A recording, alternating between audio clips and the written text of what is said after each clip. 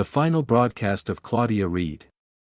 Claudia Reed's disappearance is one of the most chilling and enduring mysteries in the small town of Dunsbridge, a quiet, fog-laden community nestled deep in the Appalachian foothills. Known to locals as the Voice of Midnight, Claudia hosted Whisper Lines, a late-night radio show blending ghost stories, unsolved mysteries, and soothing chatter.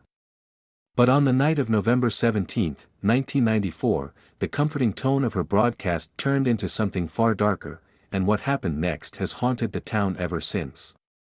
The show began as it always did, with Claudia's velvety voice easing listeners into the night. At around 2 a.m., her topic turned to a local legend, the so-called Shadows of Dunsbridge, an old piece of folklore about figures said to appear in the town's woods and alleys during moonless nights. Claudia recounted tales of fleeting silhouettes seen in the fog, whispered warnings to travelers, and the strange feeling of being watched that many residents had reported over the decades. It was just after she finished taking a light-hearted call from a trucker when the phone lines crackled, and an unfamiliar voice came through. The caller's voice was distorted, almost metallic, and their words sent a chill through anyone listening. "Do you know the truth about the shadows, Claudia? They're watching you. Ask the right questions, and you'll see."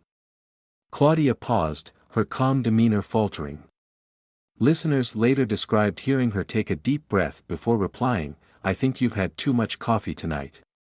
Let's keep things light."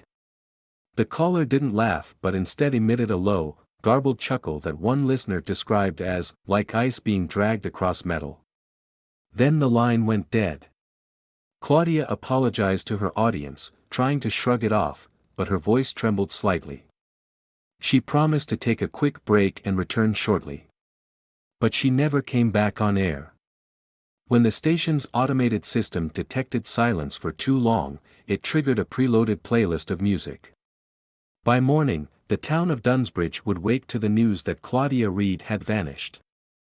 When the station's morning crew arrived at 6 a.m., they found the studio locked from the inside. Police were called, and they forced the door open, revealing a bizarre scene. Claudia's headphones lay on the floor, her chair was overturned, and her microphone was still on, transmitting nothing but faint static. Her coat and purse were untouched on a hook by the door, and the keys to her car sat on the console where she always kept them. A thorough search of the station yielded no sign of Claudia. The only thing out of place was a cassette tape left in the center of her control panel. It had no label. When police played the tape, they were met with a chilling revelation. The recording consisted of Claudia's voice, but not from her radio broadcast. The audio contained snippets of conversations she'd had over the past several weeks. There were clips of her chatting with a waitress at the diner where she ate breakfast, speaking on her home phone with a friend, and even humming to herself while walking in the woods, a hobby she enjoyed on weekends. Overlaying these clips, faint but unmistakable, was the same distorted voice from her final broadcast. The voice whispered cryptic phrases like, "watching, don't look," and "soon." The tape raised more questions than answers. How had someone recorded Claudia without her knowledge? And what did the voice mean by "soon"? The police investigation quickly hit a dead end. There were no signs of forced entry into the station, and the security cameras showed nothing unusual. No one had entered or left the building during Claudia's shift. Her car was parked in its usual spot outside, locked and undisturbed. However, a few curious details emerged in the days that followed. First, in Claudia's apartment, police found a small, leather-bound journal where she had scribbled cryptic notes. One entry, dated a week before her disappearance, read, "The shadows feel closer lately. I can't explain it, but I think I'm being followed. It's like they know I've started looking." Another entry mentioned seeing flickering lights in the woods near her home and hearing whispers late at night. Second, investigators traced the call from her final broadcast to a public payphone in Dunsbridge Town Square. The phone was wiped clean of fingerprints, and no witnesses remembered seeing anyone near it at the time. Third, a search of the wooded area where Claudia often hiked turned up one puzzling clue, a bundle of twigs tied together with black string, placed in the center of a circle of scorched earth. Forensic tests couldn't identify the source of the burns. As the case gained media attention, theories began to swirl. Some believed Claudia had stumbled onto a dangerous secret, perhaps a hidden cult operating in the woods or an illegal operation tied to local power players. Others speculated that the Shadows of Dunsbridge legend might have some basis in reality, hinting at supernatural forces at work. The phrase, "the shadows feel closer," from Claudia's journal fueled the idea that she believed she was being stalked. But by whom, or what?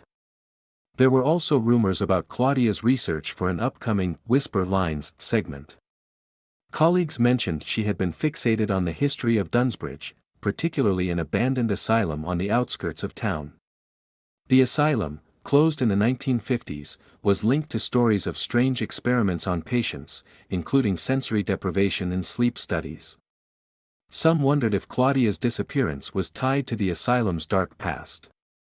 Claudia's case remains unsolved, though her disappearance left an indelible mark on the town.